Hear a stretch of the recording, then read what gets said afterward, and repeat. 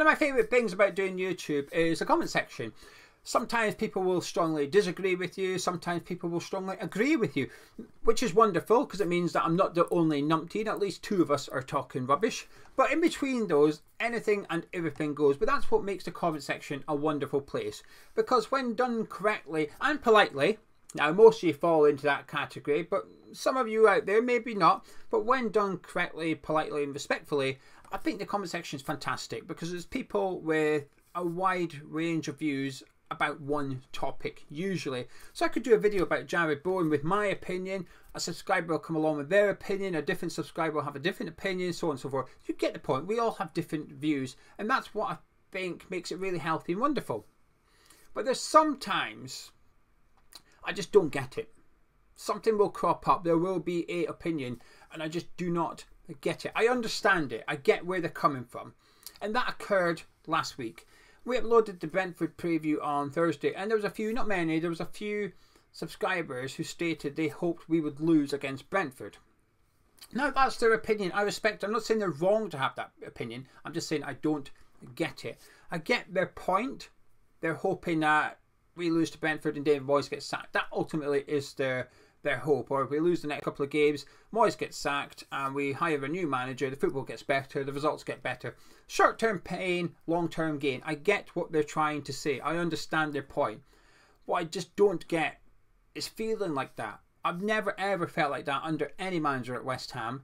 Maybe I will in the future. But I think there's two things that prevent me from feeling like that in regards to the Brentford game.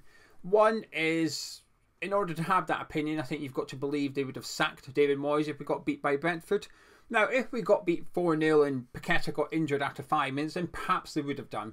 But had we lost 2-1, I'm not sure, I say not sure, I don't think they would have sacked him. So that prevents me from feeling like that. But I've never ever wanted West Ham to not win a game of football. And it was the same again last night. But the second reason, and a big part of that, is because I still have hope for this season. I've always had hope from the start of the season right up until now. Sure, it dips a bit in the last couple of months, but we've not had European football then, thankfully. I think we'd probably got eliminated had we played Freiburg in January. I think we would have got knocked out, but we didn't. We played Freiburg in March.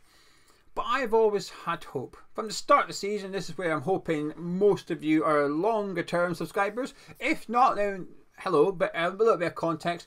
At the start of the season, I loosely predicted we'd finish 8th. My expectation is we'd finish 8th. I think there's better teams than us and there's worse teams than us. So we'd be in the mid-table somewhere, but I was hoping if we could get to the top of the mid-table, finish 8th, and with a bit of luck, get European football. And there's 3 big things that's happened in the last week which has given me hope. First of all, we had the draw, which was Freiburg. We got Freiburg in the next round. They're not in good nick at the minute. We've beaten them both times in the group stage already, so we know we can beat them. They're not in good form in the Bundesliga at the minute. They lost again on Sunday. I watched the game against Augsburg on Sunday night. They were poor. They had about 4 shots all game. They were not good. So we've got when we discovered Thursday night who we could potentially draw in the Europa League, Freiburg was who we wanted. So I was delighted. When that draw was made, I was happy. I got hope. Thought, here we go. That's someone we can beat. Do I think we can go on and win the Europa League? No. No, I do not. But I think we can qualify for the quarter-finals. And you've just got to take it round by round. Not just the Europa League, but those that are still left in the FA Cup. They're playing this week. You can only go round by round. You have to hope for luck in the draw, and you have to hope that someone gets knocked out as well. Someone else knocks out that team you don't want to play. I don't want to play Liverpool, and I don't want to play Leverkusen in Europa League. That's the 2 teams I fear most. I'm hoping they get eliminated. The next round of European football, I will be cheering on all the sides that I'll be hoping the sides I don't want to play get knocked out essentially. And when the next draw for the quarterfinals comes around, we're in it, and some of those teams are already knocked out and we get a little bit of luck. Maybe Marseille or Villarreal, someone else that I wouldn't mind playing in Europa League. You get my point. Hope was delivered with that draw. Now, I'm not saying, by the way, I'm not saying you have to have hope. The sad thing about reading that subscriber comments on Thursday, like I said, I'm not slacking them off, I'm not digging them out, I'm not naming them. That's their opinion, they're entitled to it. But what I dislike about it, I actually feel a little bit sad for those people because they don't have hope anymore. Hope is gone, and that's why they're desperate for a change at the club. I've always had hope, maybe blindly so, but I've had it. Then I got a little bit more. On Sunday, Liverpool were playing Chelsea in the Carabao Cup final, which I'm sure you're aware of this, but Liverpool winning, that is good. That means the Conference League allocation now comes into the league. So as it stands right now, sorry for patronising, but I get geeky with stuff like this. I like it. The top 4 go to the Champions League, 5th goes to Europa League, and 6th goes to the Carabao Cup on the assumption Liverpool finish in the top 5, which I think is a fair assumption. So at the minute, it's top 6 get European football. That could change. 2 more spaces could come over to the Premier League. That is the winner of the FA Cup being in the top 6, and then English teams doing well in European football. At the minute, we're 3rd in the coefficient. However, just because of the draws and the teams that are left in it, so for example, Man City, you expect Man City to progress in the Champions League. I think it's a fair assumption. Funny enough, one of the teams above us is Germany, so us putting Freiburg out will help the England coefficient.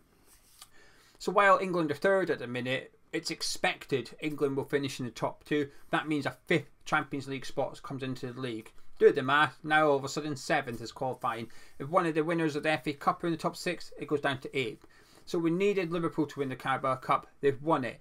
Top 8 in the Premier League could qualify for European football next season. Now I'm putting the sort of David Moyes thing to one side here because I want what's best for West Ham. What's best for West Ham next season? European football.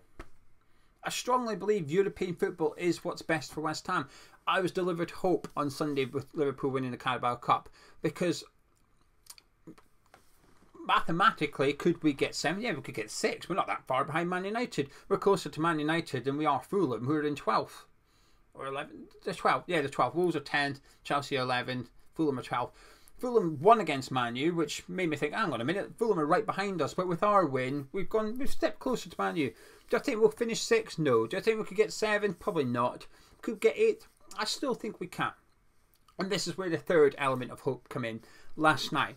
And it's not, oh, we've won 1 game, everything's good again. It's not that. And this is where, if you've been a subscriber for less than a month, you're probably getting a bit confused here. You're probably thinking, bloody hell, this guy's optimistic after 1 game, isn't it? It's not 1 game. It's 26 games in the Premier League. Because I've had this hope all season. But the hope was delivered last night. Not just the win against Brentford. Not the way we played. That was good. But Lucas Paqueta returning. That's the hope. Because the reality is, if Paqueta don't play, we don't win. If Paqueta plays, we're a good team. We've become a one-man team. Now, I don't like it. I do not like it. But one subscriber, forgive me, I can't recall the name. I wish I wrote down this. I always need a scrapbook of subscribers and the comments they make that I really like. I think that's a wonderful comment.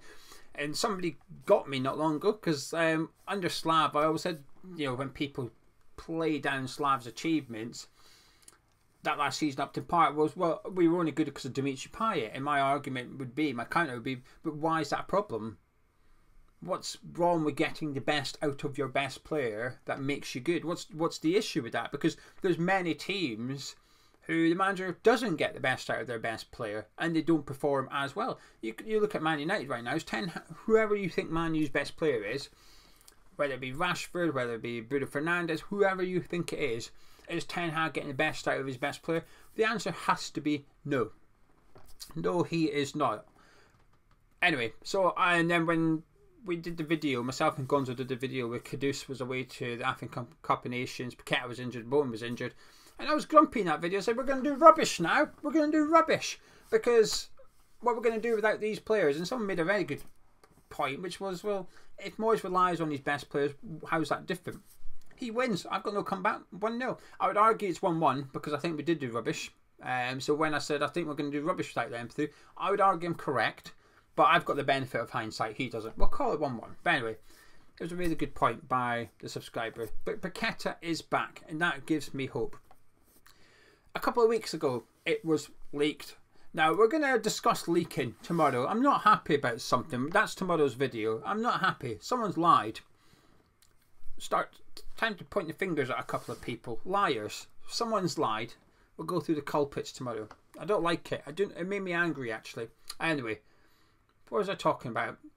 Yes, a couple of weeks ago, got distracted by the lies, got distracted by my frustration at the minute. A couple of weeks ago, it was leaked that David Moyes has 4 games to save himself. It was never true, right? It just wasn't true. But within that video, I did a video covering it, obviously. Content, hello, thank you. But in that video, I said I didn't believe it. But I also said I don't think we'll lose all 4, but I don't think we'll win all 4. However, within there, I said put Moyes things to one side. The next 4 Premier League games are massive for West Ham. And I still believe that. Because the next 4 are massive. We lost against Nottingham Forest and we beat Brentford. Now, if it was the other way around, I think I'd have been, yeah, I expected that. Beat Forest, lose against Brentford. Yeah, that's on track as to what I thought. But parking what we've done, the next 4 games are huge.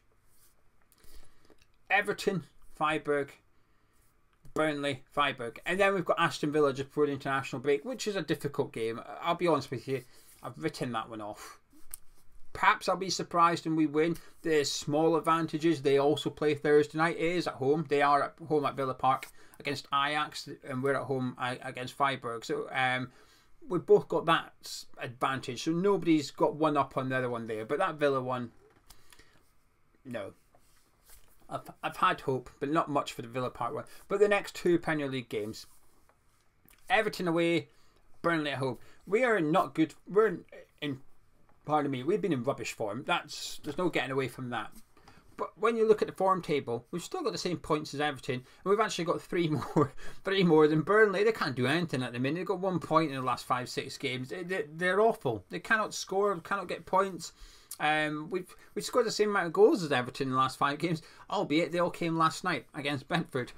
But my point is, these 2 fixtures have just got winnable. They have. And I know people say this is a little bit fickle. It is what it is. My confidence, my hope or optimism at the minute for winning those 2 games has increased quite dramatically because of last night. And like I said, it's not necessarily because of beating Brentford. It is a part of it. The way we played is a part of it. But it's the return of Lucas Paqueta. That's the thing that's got me more confident.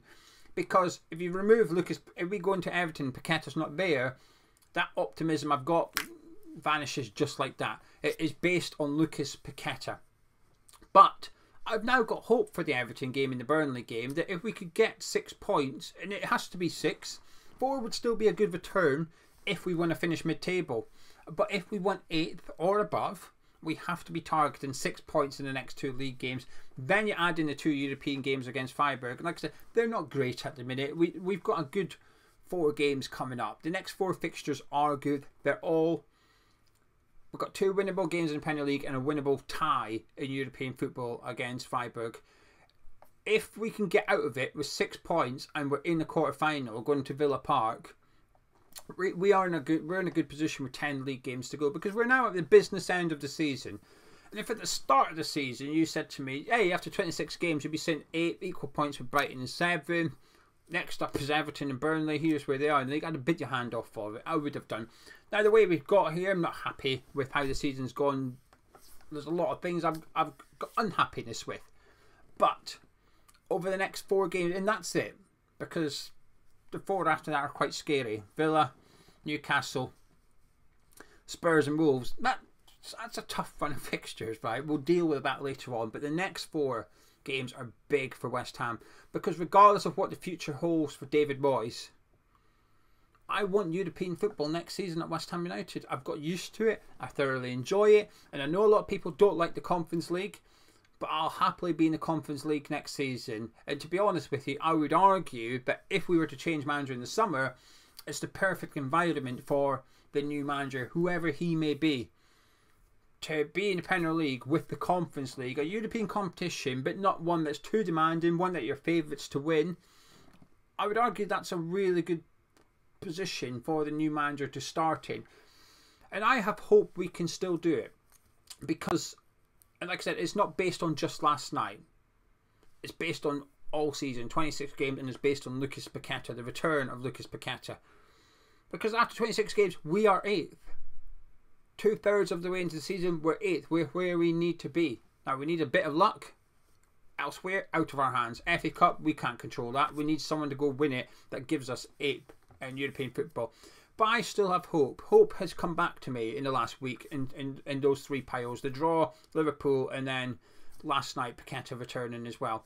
I'm looking forward to the game on Saturday. Naively, perhaps. And people might think you're being a bit too positive. But it's just how I honestly feel. And even though we were crap the last 2 months, one thing I've always maintained is we can still finish 8th. Last night, the draw, I don't know. I'm looking forward to Saturday now. If we can win, and it's a big if, there's no guarantee, but at the minute, they are in terrible form, Everton, as are Burnley. If we can get 6 points out of the next 2 games, after 28 games in the Premier League, we will probably be